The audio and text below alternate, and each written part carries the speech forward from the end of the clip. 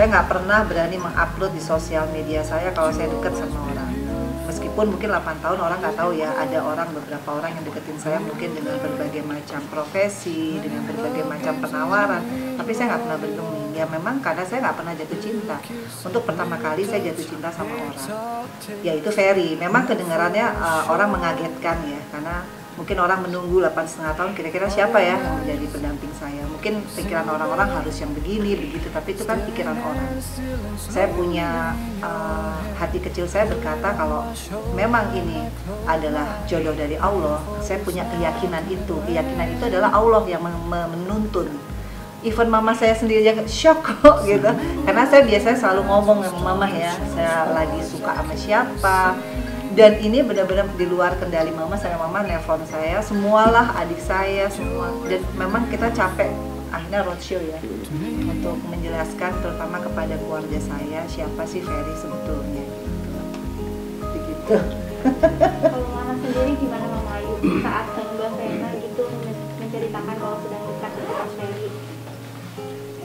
Tadi kan sudah dibilang Vena nggak cerita. Tiba-tiba sudah ada di media. Tapi karena saya lihat mimiknya anak saya itu bahagia, saya juga mengikuti, terus langsung ketemu Ferry. Nah itu, jadi sebagai seorang ibu, saya tuh hanya mendoakan supaya anak saya tuh bahagia, dan itu saya percaya Ferry bisa membahagiakan. Itu aja. Mungkin usaha apa sih yang bisa dilakukan Mas Ferry ini untuk meluluhkan hati Mama? Kalau usaha, ini siapa yang jawab? Mama. Ferry. Mama usahanya Ferry apa? Mama jadi yakin. Nggak ada ya, cuman baca batin aja. Dan saya tahu Vena, anak saya tuh nggak semudah itu. Kalau sudah Vena mukanya bahagia, berarti cocok dengan Ferry. Tinggal saya komunikasi sama Ferry. Setelah beberapa kali ya Ferry ya? Iya Pak. Tanya jawab semua. Akhirnya ya merasa yakin itu pilihan Vena. Melihat Fania juga, itu adalah buat saya mungkin ini emang udah Vena bahagia dengan Ferry. Ya mudah-mudahan kita sebagai ibu, mungkin ibunya Ferry juga, mami bisa, kita mendoakan aja.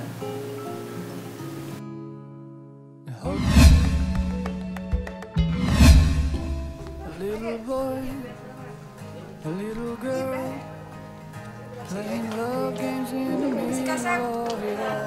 A little kiss, a little touch, yeah, it's our taste. No Ayahnya for Vena nanti sure. ditulisin yang ngalungin bunga Mama. Other nights, single Dia bed, takut itu ya. staring at the ceiling, slowly laying your head. Put it on my Ini buat shoulder unduh and mantu I acara close my upacara eyes, adat Sunda. praying for this night to end.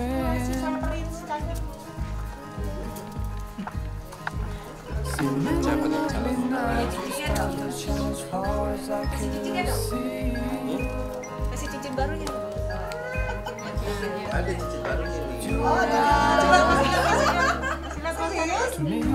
Nanti cincin barunya.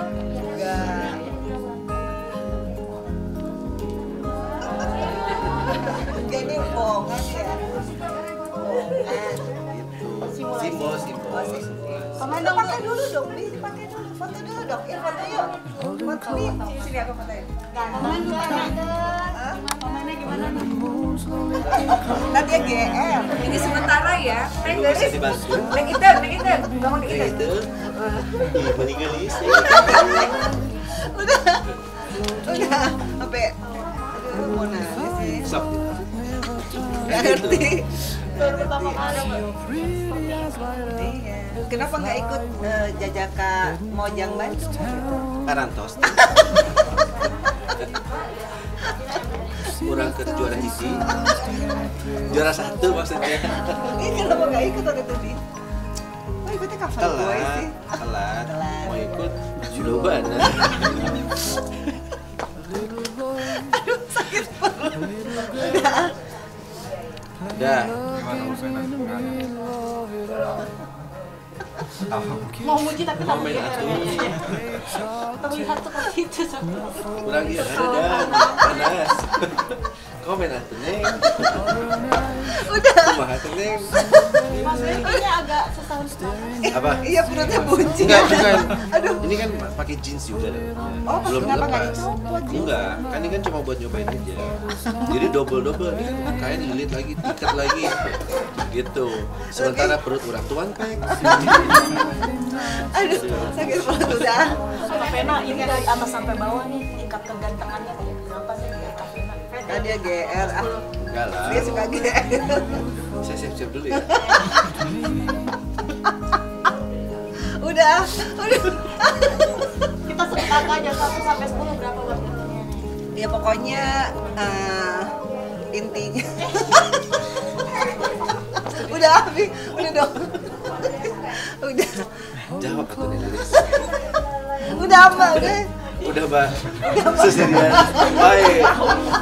Udah baru dah bisa. Mas Ferry ini kan cuma simulasi baru beberapa menit. Sebenarnya kalau detail konsep desain nanti ada sesi khusus ya dari Mbak Vena. Kita yang tadi sudah mulai dibicarakan secara konsep dari warna nuansa, warna ambience acaranya, kemudian nanti sentuhan apa saja itu sih sudah fix, itu 90%.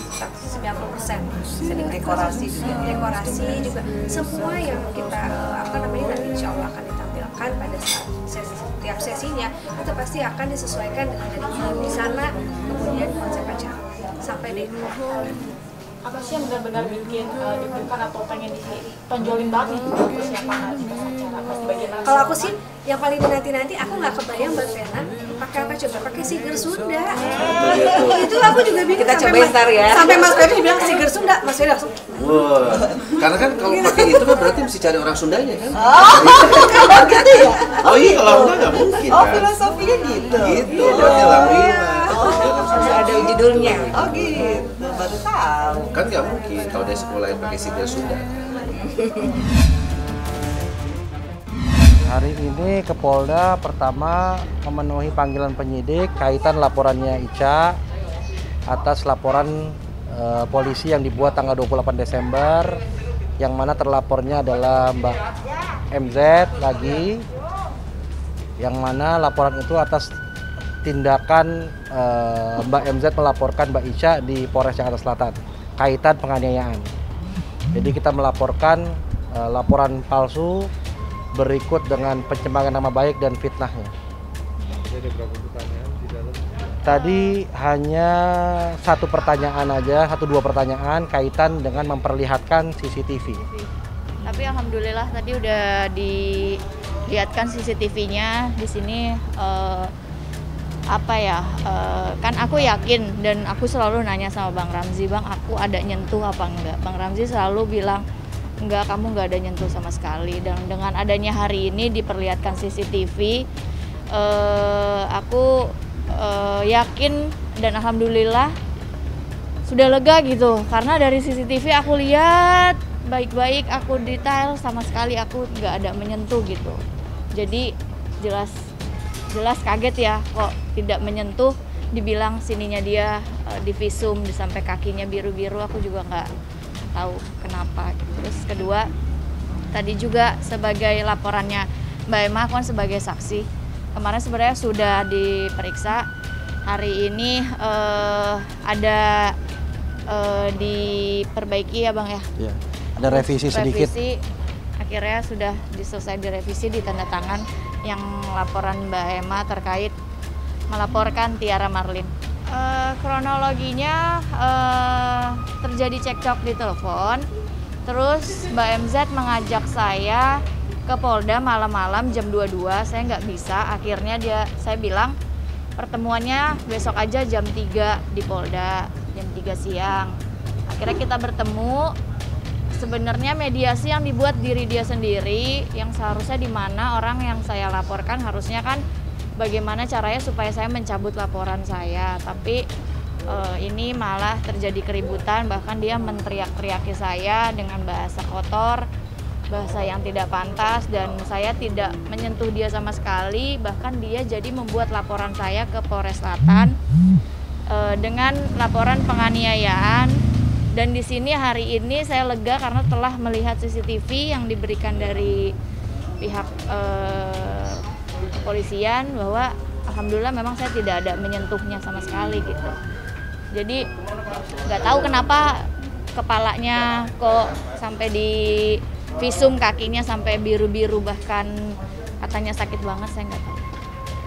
Tapi sudah memberikan surat permintaan maaf ya. Itu kaitan permintaan maaf atas laporan yang dia sudah jadi tersangka. Untuk laporan yang saat ini belum ada. Karena kan sudah 2 kali juga mediasi. Jadi ya untuk apa lagi gitu, ya udah memang berarti orangnya pingin diselesaikan dengan pihak kepolisian aja. Ya pasti kan saya juga masih punya hati lah, orang berbuat salah pasti ada etika baik, pasti lulu lah. Tapi kalau sudah kayak begini, orang minta maaf, ya ada dikasih kesempatan, buat lagi, ditambah saya difitnah lagi, bilangnya saya gebok dia, sampai kaki juga divideoin seakan-akan kakinya saya tendang, dia sampai visum, dia sampai laporkan saya di Polres Selatan demi untuk menjatuhkan saya gitu, sampai menggiring-menggiring opini-opini yang aneh-aneh mengenai perihal-perihal yang lain, perihal donasi dan segala macam gitu. Pastinya saya pun sebagai manusia pasti geram. Saya mau mendapatkan hak saya gitu untuk mengkelarkan kepada masyarakat bahwa saya tidak salah dan saya juga tidak menyentuhnya, karena kalau saya capek, malah nanti berpikirnya bahwa laporan polisi yang mereka buat benar. Betul gitu. Jadi makanya ya saya semangat gitu. Jadi semakin semangat, orang ini malah makin parah ya gitu. Kalau kita tidak membuat laporan lagi, laporan kembali terhadap laporan palsu, artinya yang dilakukan Mbak Ica adalah kebenaran yang disampaikan dia. Tapi kan di sini kita menyatakan bahwa Mbak Ica sama sekali tidak pernah menyentuh. Jadi itu dari saran saya untuk membuat laporan balik. Oh ya, penganiayaan hasil visumnya sekarang sudah diterima oleh Polrestabes Selatan, CCTV-nya sudah ada dan nanti kita buktikan ya mana yang benar mana yang salah ya. Oke? Ya. Abang aja yang jawab. Ya, proses hukum ini kan tentu kita akan menghargai semuanya. Jadi biarkan berjalan, yang pasti kami akan bertanggungjawabkan itu, klien kami akan bertanggungjawabkan itu, dan nanti kita lihat. Kan dunia juga belum runtuh kok, jadi kita lihat aja lah mudah-mudahan. Rumah sakit Ciputra Hospital awalnya, sekarang dipindah ke RSUD Tangerang. Saya divonis kanker ganas. Kanker ganas di bagian usus pencernaan stadium 4C. Ini paling tinggi. Jarang yang lewatnya ke sono. Tapi alhamdulillah setelah melaksanakan kemoterapi yang ke-7, saya dinyatakan bersih total dari sel kanker ganas. Alhamdulillah. Kalau di Sidul dia pernah jadi ngencangan ini Haji Komar. Katanya sakit. Enggak taunya kita datang sini. Lagunya mengjingkrak-jingkrik yang dasar udah. Alhamdulillah udah sehat. Nah, jadi memang khusus saya datang ke sini, satu silaturahim, yang kedua ya ngobrol-ngobrol apa yang bisa kita lakukan. Ya elah. Ya. Dia nggak tahu, kita tahu makanan kesukaan dia apa ya. Ada iga mawarni. Ya salah. Sop iga bukan sop. Nah, padahal umur udah 60-an nih. Masih makan iga lagi. Tapi kita tahu nih paling doyan dia. Ada 62 tahun sekarang. Nggak jauh, ini 62 mul. Gimana Bang Haji Komar didatangi oleh Bang Haji Rano? Ini boleh surprise. Ini luar biasa. Bersyukur pada Allah Subhanahu wa taala. Hari ini kedatangan tokoh nasional yang sudah tidak asing lagi Haji Rano Karno, anggota Komisi 10 DPR RI. Ini seru. Jadi mesti jelas nih, kebetulan kan dapil abang di sini di Kabupaten Tangerang Selatan kota. Jadi sekalian kundapil, sekalian kunjungan. Gitu kan. Terima kasih. Sama-sama. Udah taruh deh. Dul. Nah, panasin dulu ya. Iya, ada panasin. Ya Allah. Bang Haji Rano Ya. gimana nih melihat kondisi Bang Haji Komar? Tadi langsung ngawain dikit aja boleh. Enggak. Subhanallah ya. Saya bukan berarti ngikutin tapi tahu berita kan. Maka waktu saya pertama kali dengar bahwa beliau sakit, saya waktu itu agak memaksa kakak saya untuk mencari beliau. Saya jujur nggak nyangka kalau beliau ternyata tinggal di Kabupaten Tangerang. Ya gue katain di kampung gue pikir jauh gitu kan. Makanya begitu saya ya kebetulan kakak saya cari beliau ada di mana, saya mau ketemu. Ya nggak tahu beliau tinggal di sini ya, makanya saya minta waktu. Insya Allah saya mau mampir ke rumah. Jadi ya hari ini saya datang ke sini lah. Gitu. Alhamdulillah. Tapi Bang Haji Rano sama Bang Haji Komar itu dekat? Ya tentu sebagai seniman kedekatan nggak perlu tiap hari ketemu, tapi naluri seni akan bicara gitu kan. Kalau dihitung produksi memang nggak banyak, tapi kebetulan Bang Komar ini pernah juga main di sinetron Karnos Film. Itu Ambulan Gawat. Ambulan Gawat dulu ya, sama Geng Ijo kan. Iya, Geng Ijo. Jadi beliau main sama kita juga, dan juga di Sidul dia pernah main. Jadi engkongnya Sidul gitu loh. Jadi ya apa ya? Ya itulah saya bilang. Emosional udah terbangun. Kalau secara ya karena kita sama-sama seniman ya. Kita hadir di tengah-tengah itu gitu. Jadi kita datang sini nggak pakai warna. Warna kita adalah seni dan budaya. Dadakan. Awal beliau telepon abah, telepon nih. Aji itu sakit. Iya tapi insya Allah dari masa sekarang masa pemulihan.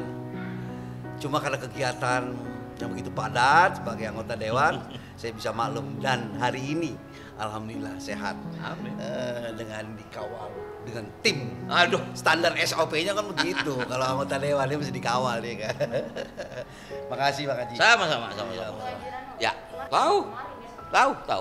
Saya ya maaf kebetulan kan dia di RSUD Tangerang. Maaf bukan berarti gampang, tapi mudah saya lacak. Kebetulan kan dulu saya pernah di sini gitu kan. Ya teman banyak di rumah sakit, saya tanya. Kebetulan dulu juga salah satu direktur rumah sakit juga saya kenal. Saya tanya bagaimana saya kondisi. klarifikasi dulu. Dulu beliau gubernur di sini, gila nggak? Dia kampanye lagi. Gubernur Provinsi Banten. Enggak, waktu saya dengar beliau masuk di rumah sakit RSUD Tangerang, kaget saya. Maaf loh. Kok di sini? Kok di situ gitu. Saya tahu kan beliau kena CA. Nggak tahunya luar biasa. Udah rupanya rumah sakit umum daerah juga sudah siap gitu. Dan alhamdulillah beliau sehat. Mudah-mudahan juga ya mungkin 90% bersih ya. Insya Allah. Amin. Bisa dikatakan mukjizat juga nih Bang Rano. Kalau ngelihat begini sih, tapi saya setuju ya. Yang bisa menghilangkan penyakit itu adalah pikiran. Saya sepakat. Artinya gini tuh, saya juga akan senja. Umur saya udah 61. Pasti akan merasakan sakit. Tapi yang bisa melawan itu ternyata tadi mindset itu. Saya sepakat. Membangun paradigma, pola pikir yang mengarah pada sehat. Karena saya punya pemikiran dan paradigma yang saya bangun adalah ini bukan peristiwa Rabbaniyah, tapi peristiwa Kauniyah, peristiwa yang disebabkan oleh sebab akibat, bukan peristiwa Rabbaniyah maunya Tuhan. Jadi Allah sudah berikan semuanya pada kita. Saya merasa Allah sudah berikan semuanya pada saya. Akal, budi, daya, cipta rasa, multiple intelligence, kecerdasan majemuk. Jadi sekarang saya yang mengatasi ketika maksimal usaha. Dok, jadi kamu anggota DPR. Dok, sehat kamu. Jadi upaya kita. Antum a'lamu bi umuri dunyakum. Engkau lebih tahu tentang duniamu. Atur, kau yang menentukan. Jadi terlalu kecil. Allah ikut campur soal kanker ganas Haji Komar. Terlalu kecil. Allah ikut campur soal depositonya Rano Karno. Enggak. Gitu. Jadi gini, saya punya sahabat juga. Agak mirip sama dia nih. Walaupun dia sudah pergi, tapi melihat perjalanan sakitnya, yaitu Mas Pepeng. Ini luar biasa. Nah ini saya ketemuin lah, waduh, ini bener nih, Pepeng juga begitu. Saya sangat tahu Pepeng itu sakit. Berapa puluh tahun dia ini loh. Tapi dia bisa mengobatin orang sakit, bayangin. Jadi Mas Pepeng itu bisa memberikan konsultasi kepada orang yang bertanya tentang sakitnya. Itu yang luar biasa. Nah ini saya ketemu lagi nih. Saya belajar lagi sama dia nih. Iya.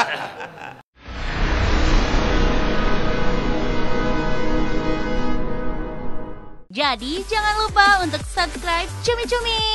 Ditekan ya tombol lonceng merahnya.